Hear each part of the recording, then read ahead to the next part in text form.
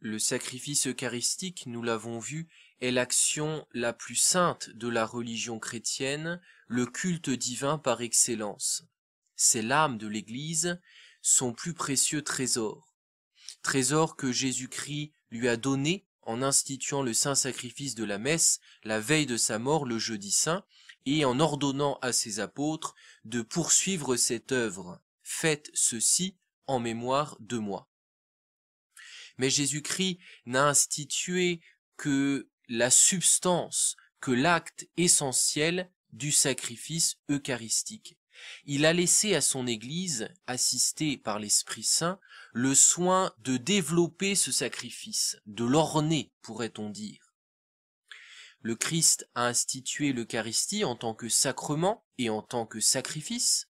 C'est la consécration qui rend présent Jésus-Christ et qui renouvelle son sacrifice. Mais Jésus a laissé à son Église le pouvoir de revêtir cet acte si simple de la consécration. Et ainsi, nous pouvons, dans la messe, distinguer une âme et un corps. L'âme de la messe, c'est l'essentiel qui est institué par Jésus-Christ, c'est la consécration. Et le corps de la messe, c'est l'ensemble des rites, prières et gestes liturgiques ajoutés par l'Église sous l'inspiration du Saint-Esprit.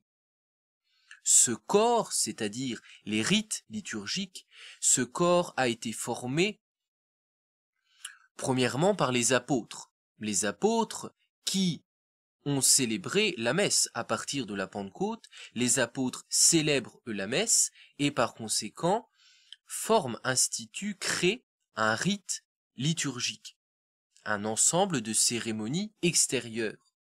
Ce corps a aussi été formé par la suite par un certain nombre de papes et de saints dans les premiers siècles de l'Église.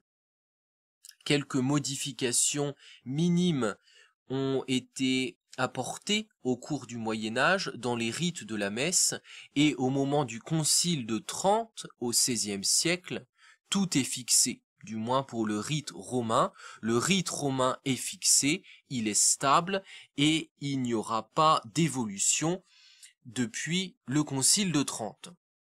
Ainsi, l'Église, au cours des siècles et surtout dans les premiers siècles, a comme enchâssé le diamant du sacrifice eucharistique en l'entourant de prières, de chants, de cérémonies d'une grande beauté et d'une grande richesse. L'Église a fait cela pour la gloire de Dieu, pour la beauté de son culte, et elle a fait cela aussi pour remplir nos esprits de respect et de dévotion devant la beauté et la grandeur de ce culte. Tout dans la liturgie est fait pour nous élever au-dessus de la terre, nous parler du ciel et nous mettre dans l'adoration.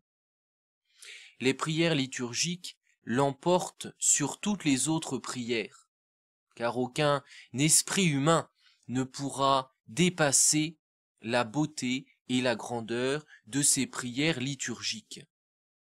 Chaque prière de la messe, prise séparément, est parfaite. Elle est parfaite dans son fond, dans sa composition, dans son expression. Et ces différentes prières de la messe s'enchaînent parfaitement les unes aux autres et forment ainsi un tout admirable, parfaitement ordonné. Les rites de la messe sont de plus une mine inépuisable d'instruction et d'édification, une source intarissable de lumière et de piété. Quand bien même nous méditerions toute notre vie sur les mystères de cette liturgie, notre esprit, notre cœur y trouverait toujours de nouveaux trésors et de nouvelles lumières. Mais ces richesses, ces beautés, ces lumières de la liturgie et de ces rites sont-elles connues? Sont-elles appréciées? Sont-elles goûtées comme il convient? Malheureusement, pas assez. C'est pourquoi il importe d'exposer les richesses des rites de la messe, d'expliquer le sens de ces cérémonies, de ces prières, de ces gestes liturgiques. Et c'est ce que nous allons faire dans notre deuxième partie de l'explication de la messe. Nous allons expliquer la messe sous l'angle liturgique. Avant d'entrer dans les explications des rites de la messe en eux-mêmes, il est nécessaire de donner quelques explications préalables. Nous ferons 3 préambules. Le premier sur le lieu dans lequel se célèbre le sacrifice eucharistique. Le deuxième sur les ornements du prêtre qui offre le sacrifice. Et le troisième sur la langue utilisée pour la célébration de la messe. Premier préambule sur le lieu dans lequel se célèbre le sacrifice de la messe. Le Saint-Sacrifice se déroule normalement dans un lieu particulier, à savoir l'église, et sur un support particulier qui s'appelle l'autel. Il convient tout d'abord que la messe soit célébrée dans un lieu particulier, dans un lieu consacré au culte qui s'appelle l'église. Sans raison, il n'est pas permis de célébrer la messe en plein air ou dans une maison privée. À l'heure actuelle, dans le contexte de crise de l'église, dans le contexte d'opposition à la messe traditionnelle, nous devons souvent célébrer dans des lieux qui ne sont pas des églises. Mais il importe de savoir que ce n'est pas normal. La norme, c'est de célébrer dans une église. Mais évidemment, dans le contexte actuel, nous faisons ce que nous pouvons. L'église est le lieu, l'édifice affecté au culte divin où les fidèles se réunissent pour la messe, pour la réception des sacrements et la participation aux autres cérémonies religieuses. On distingue différents types d'églises, les basiliques, les cathédrales, les abbatiales, les collégiales, les églises paroissiales et les oratoires. Je ne rentre pas dans le détail, ce qu'il importe seulement de retenir, c'est que pour célébrer le Saint-Sacrifice dans une église, il faut que cette église soit consacrée, ou du moins bénite, c'est-à-dire qu'elle ait bénéficié d'une cérémonie qui l'affecte au culte divin. La consécration d'une église, qu'on appelle aussi dédicace, est une cérémonie plus solennelle qu'une simple bénédiction. La consécration ou dédicace doit être accomplie par un évêque, alors que la bénédiction peut être accomplie par un simple prêtre. L'usage de consacrer les églises remonte probablement aux apôtres. Cet acte de consécration vise premièrement à réserver de manière exclusive un lieu pour le culte divin. Il vise deuxièmement à aider les fidèles à prier en ces lieux, parce que les cérémonies de consécration et de bénédiction sont des sources de grâce pour les fidèles.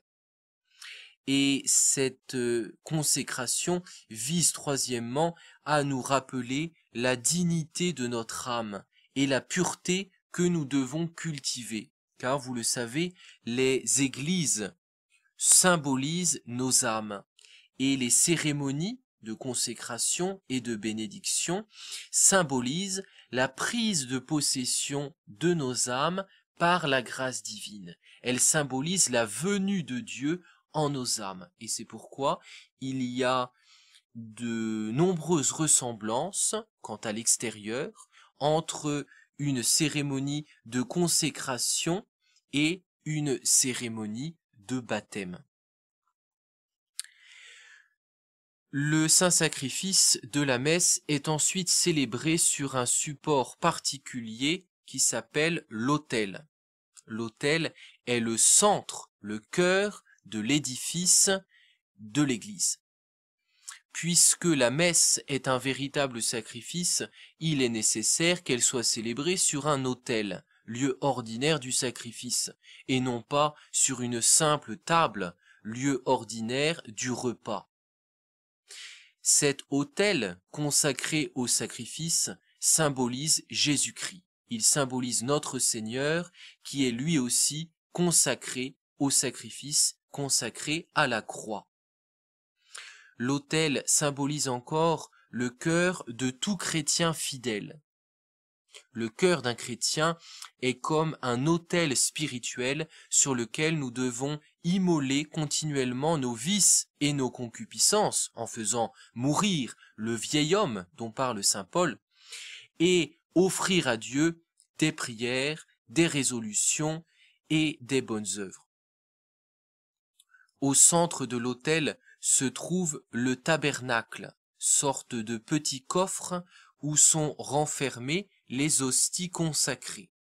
Ces hosties consacrées sont contenues dans un vase appelé ciboire.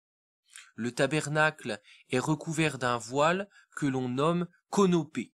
Ce conopée est le signe de la présence réelle du Christ dans le tabernacle. Et la couleur de ce voile, de ce conopée, varie en fonction des jours, en fonction des fêtes liturgiques. Au-dessus du tabernacle se trouve une croix, un crucifix qui est là pour nous rappeler que la messe est le renouvellement du sacrifice de la croix. Autour du tabernacle se trouvent des cierges qui sont allumés durant la célébration de la messe. Voici les principales raisons pour lesquelles on emploie des cierges dans les églises. Première raison, ces cierges sont là en souvenir des catacombes, en souvenir des premiers temps chrétiens qui étaient des temps de persécution où les chrétiens devaient se réfugier dans des catacombes sous terre pour célébrer les mystères de la liturgie. Dans ces catacombes, il faisait noir, ils avaient donc besoin d'éclairage et ils utilisaient les cierges pour célébrer leurs offices. Alors même si maintenant nous n'avons plus besoin de ces cierges, nous les utilisons en souvenir des premiers temps, en souvenir des catacombes, et les fidèles, en voyant ces cierges allumés, pourront se rappeler avec admiration ces temps de ferveur, les premiers siècles du christianisme, où l'on ne craignait pas de s'exposer à la mort pour prendre part à la Sainte Eucharistie.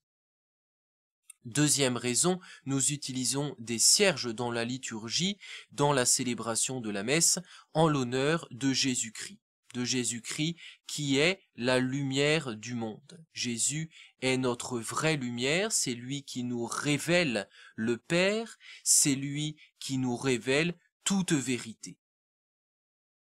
Troisième raison, nous utilisons des cierges en signe de joie spirituelle et par reconnaissance pour les bienfaits que nous avons reçus de Dieu. La lumière de ces cierges, la flamme de ces cierges est un symbole de joie spirituelle, et ces cierges symbolisent notre reconnaissance, notre action de grâce envers le bon Dieu pour tous les bienfaits qu'il nous donne.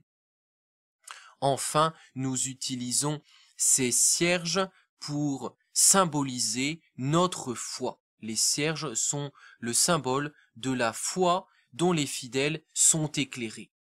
Vous étiez autrefois ténèbres, dit saint Paul, vous êtes maintenant lumière dans le Seigneur. Et pour symboliser cette lumière qui est le fruit de notre foi et de notre charité, nous allumons les cierges autour de l'autel pendant la messe.